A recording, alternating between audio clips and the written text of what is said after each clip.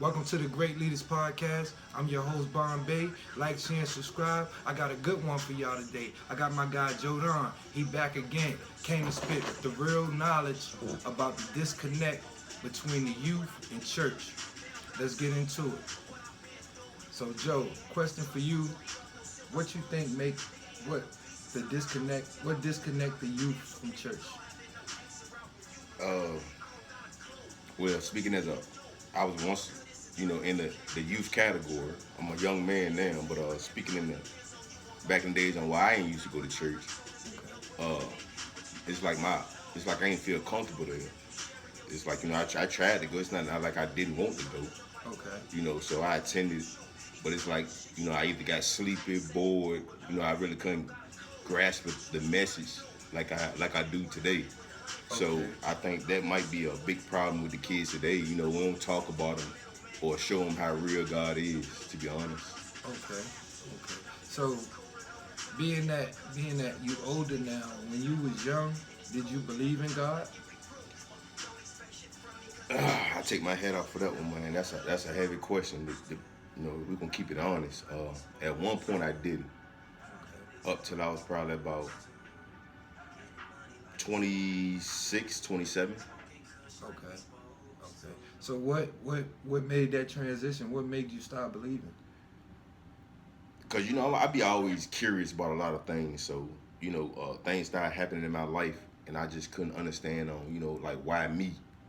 And then a lot of people used to tell me, man, boy, your mama watching over you and all of that. So I used to kind of believe that a little bit, but certain things had happened in my life to where I was shocked and I ain't had no explanation by it. So the more that I grew into life, the more I started understanding about this God that everybody speak on. So now, when I say this question, it's a regular question, but a person might take it the same way. Have God ever saved you? Man, looking back now that I understand God, yeah, and I can see where He saved me at, and Okay. that what made me cry for real. Once I started understanding God, I broke down in tears for about an hour, Okay. cause I seen where He really saved me, and I know it. Yeah. I felt it and everything. And that's how more like I know God real when I look back at what I overcome, what I overcame, and it's like I know I couldn't do it by myself. I knew I had my mother and father, my angels guide me, but it had to be a higher power to even give them that strength. Hmm. So um, I was throwing rocks off a bridge one day. You know what I mean? Don't know. I was a kid. I ain't know what I was doing, but I was throwing rocks in traffic just to see cars swerve. That shit was fun.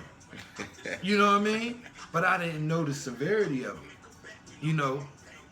Somebody could have died in the accident, but as a kid, you know, and so as I'm throwing these rocks, this guy came with a hoodie, walking slow like a drunk. He chased me, and I'm like, you know, he saved me from hurting somebody just by throwing rocks off a bridge. You know what I mean? So when I say have God ever saved you, I ain't talking about walking up to the totem pole and going to the preacher.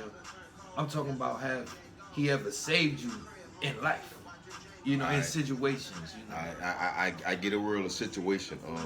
My Pop Ronell Johnson. Yeah, yeah, So that's my guy. so he's spending his time with me on my birthday, and he can verify this story. So we up. It's my birthday, November the 6th. So it's November the 5th. We up all day long, Okay. up all night long. We ain't even been asleep, and we run into my birthday. Yeah. So we go get this room in Petersburg. I go make my little driving around. We go to Petersburg. We have a great birthday. Now it's time for me to take my friends home. Yeah. And I go take my friend home, and I'm so tired on my way back, I wreck my car. Wow. It's like 3 o'clock in the morning. I shut the whole lights off in Surrey. So my wife that I'm married to now, she tell me about the time where the lights was just turned off in Surrey County Yeah. at school, and that was me. They couldn't go to school because the lights was turned off. Wow. So that was me. I took the pole off. Wow. So as I flipped my car flipped about 3 or 4 times, and I had a speaker in the back. But my green Mustang I had, Yeah. that Yeah. 5.0. Yeah, 5.0. I flipped that. and the speaker I Damn, hit in the Joe. back, so I ain't got no room. It's just the Yeah, back. yeah. So the speaker flew and it hit me in the head, and I felt it, but it didn't hit me as hard as it should have hit Yeah, me. yeah. And bro, when I tell you that I had broke down crying, cause I knew it was over. I could taste the dirt and everything. Yeah, yeah. But when I got out the car without a scratch, without nothing, and I was able to walk down that road at 3 o'clock in that morning, Yeah. a lady was driving to work on a Saturday God, morning, for real. and she let me use the phone to call and get the ambulance, go to the hospital, bro. And I'm like, at that moment, I knew God was real and want my time because I was supposed to be gone, bro. Yeah. I was supposed to be gone. I knew that was my time, but I walked away without a scratch, no broken bone, no nothing. So you wasn't supposed to be gone. You Nah, was it wasn't my supposed to be- time. Yeah, you was supposed to be a messenger. He As I look at it now. Yeah, as I look at it now. And I think my perspective why the youth really don't like going to church is because, it don't feel free. You make them feel obligated. Let them know God is free. You ain't gotta, dress a certain way, look a certain way. You gotta have respect, for one. All that play a As long as you part, got but- respect, you're welcome to come into church. I'm not gonna give you no young guy story or none of that. I'm just happy you here. And I Coming think from which part? I think- the church part or the young folks from the part? from the church part, I think they shouldn't rush the kids so much. Make them feel like he talking to me, with them young kid scenarios. Cause most of the young kids that I sit around when I'm in church, when they feel like you talking to them. So therefore, now they feel like they on the spot. That's what they call it. Now I'm on the spot. Yeah. So now he really don't even wanna come back. Cause he feel like, you point talking him out. about him. And it be them little stories. And I seen that to myself, but I seen that I had to sit down. But I seen myself in the little guy that wanted to leave. You know what I mean? Right. You see what I'm saying? Right. I remember them days when I didn't, I felt like he was talking to me. So sitting with them guys, and I'm like telling them, he not talking to y'all. He talking to us. If we could feel it, we could feel it. You feel it when he talking. But I think sometimes the youth don't understand that. Because if you feel it, that means God is with you. He letting you feel it. You wouldn't feel the energy if you didn't count. So respect, if you feel the energy from God in church, don't go the other way. If you can relate to it, you know what I mean? Sit there as long as you can. Sit there as long as you can. Well, I put it like this, B. It's a feeling, man. I put it to like it's like going to a club. Let's say even going to your favorite grocery store. Yeah. You got Walmart, you got Target. Got Walmart at top. Most of us go to Walmart. Why? Because we're comfortable shopping there. You know what I mean? Yeah, that makes sense. So let's say we're going out to a club. It's about 5 different clubs out here in the city, but we go to this one club all the time. Why? Because we're comfortable going to that club. Yeah. So it's all about being comfortable. If a man, anybody, a woman don't feel comfortable in a place, they're not coming back. Exactly. So how do you make a person feel comfortable coming into church? Yeah. And that'll be my deeper question to go into it. So how Going to do the topic. what you think will make a person feel more comfortable in church? They gotta get a good understanding, man. If you don't understand something, you ain't gonna try it. Yeah. You know what I mean? So what But it take to give them a good understanding? you gotta reach out and talk to them. You just can't welcome them into a building. Okay, You so know. so if they don't know the preacher, how you welcome a stranger? Go talk to them. No, but most of the guys looking at him as a stranger. They don't really want to be around him. Well, I can understand that. Well, really, the stranger's supposed to come to you. But if you can reach out to, your neighbor or the people that's around you, you start with them first. You start with your village. Yeah. If you got a village of people that really don't understand God, Yeah. you just reach out to one person that you take a liking to, and you just start talking to him. And then y'all just be chopping it up about a story. Just talk about God and just see his point of view on things. And then y'all will start if you notice, y'all start agreeing on certain things that the Bible speaks of, and that's how you know that y'all on one accord. Yeah. So now that you got his attention, let him know what the message is really about. Yeah. Don't just let him know that God loves you, and everybody can go to heaven, and try to do right on earth. Yeah. My right might not be your right. Right. You're right. You know. 100%. Yeah, we've been in situations where, two people was right, but the situation was wrong, but both parties make sense. Yeah, both parties make sense. So if we brothers, right, and say for instance, I say Bezo, if I want to sit here and talk about God, and I say, well, our God, our Father said this. If you want to make it into heaven, live by His words. You just can't go to heaven just by praying. You got to actually live your life and do good. By God. By God, yeah. Mm-hmm. Be kind to one another, and spread His love and His word. Being that, and we born into a life of sin. We definitely, but it's kind of tricky and weird. Temptation, sin, and the average soul, the average mind can't handle that. It ain't built to handle that.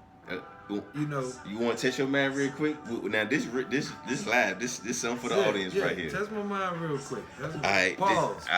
All right, now Bezo, my brother. We're gonna do a little experiment. Bezo, my brother. Let's go. And let's just say, he a good guy. It ain't like he don't love God, but I can guarantee that we don't understand God the same. Nah. I can guarantee you that. So I brought my Bible. We gotta take our hats off when we read the word. But I'm gonna read the word. You can have your head on because I'm reading the word. You just listening. But just to show everybody, I keep my Bible with me. But any given moment you can fact check it. But let's just say something, right? Because they say you can misinterpret the Bible. So if we brothers, right, and we both got the same father, and the idea said, I want this house clean before I come home, or y'all ain't going outside and play. So I'm in the house with you like, come on, B, let's clean this house up. You like, nah, bro, I ain't studying the house clean. I'm like, nah, it ain't clean, man. To Daddy's liking, it's clean to your liking.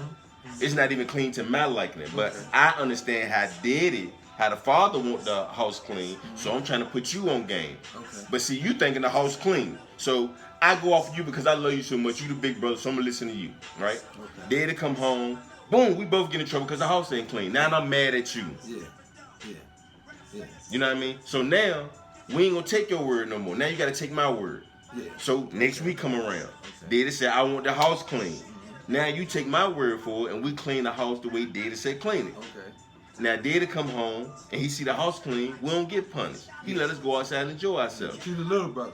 But I'm the little brother. So you asking me, man, how you know that? I said, because I listen to and pay attention to how Daddy said he want his house clean. You didn't.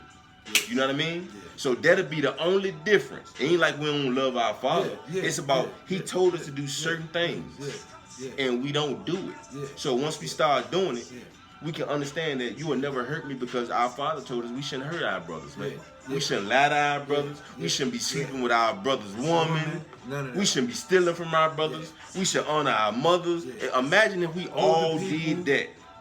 And you ain't even got to be family. You respect your elders. You have to, because it takes a village to raise a child. You know what I mean? Let's say in Wayfield was my village when I was a child. My mama died early, you feel me? My father went around. My sister did the best she could. Salute to my sister, man. She raised a man, you feel me? So it was time when we went without, but we ain't crying to nobody. We toughening it out. We toughen it out. So I can only think that Mama was by us and God was by us through that because, we went through some tough situations. My sister worked on a Curl Food Farm my whole childhood to support me. You know what I mean? She didn't go to college or nothing. So again, salute to my big sister. I mean, my sister. I got a bigger sister, Katina. But anyway, back to the story. So the fact that I understand what God's saying now, I tried to stick by His word. Because me doing it by myself on my own won't right. And I hurt a lot of people along the way. And I regret that. So now that I understand the Bible, that be the stuff that break you down and put you in tears when you know how much wrong you done did. So with you saying that, you getting that understanding, did that give you peace? A peace? Oh my God, that peace, it gave me better than peace. It gave me love, bro. I try to lead with love first because that's what God say do. So you can't lose with love. How do you attack your enemy? You attack him with love, bro. What can he do? What can he do? Okay. You know what I mean? Yeah. Yeah. I 100% dig that. So what can you tell a younger generation about church that can not convince them, but make them feel comfortable? Man, we going through what we going through because God said we was gonna go through that, right? He said, if you ain't gonna listen to me, I'm gonna punish you. It's just like your father at home. If you ain't gonna listen to what he's saying, he